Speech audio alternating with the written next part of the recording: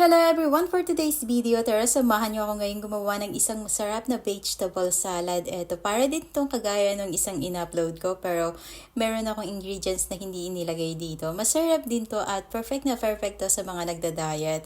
Lalo na yung kumain ng heavy meal sa gabi, ito yung kainin nyo at sure na magugustuhan nyo. Ang sarap kasi ng lasa nito at saka yung dressing nito ang sarap pagka nagsabaw na yung ating vegetable salad. Masarap din inumin yung sabaw nito. Ayan guys, ganyanin natin yung ating cabbage. Then, meron din tayo ditong carrots. Ayan, isa lang yung ginamit ko dito. At samahan din natin ang apple. Kaya yung mga diet dyan, eto itry nyo. At sure na magugustuhan nyo. Pati yung lasa nito, the best.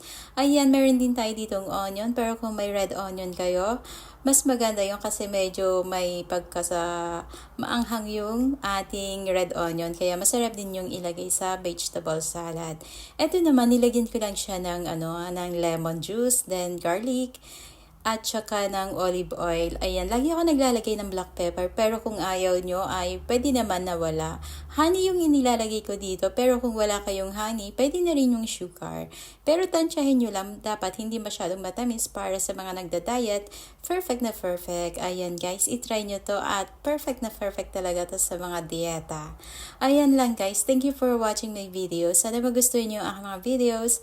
At paki-follow and share na rin po. Ayan, imimix together lang natin. Then, pwedeng-pwede na tong kainin. Samahan lang natin ng boiled egg. Ayan, perfect na sa ating diet.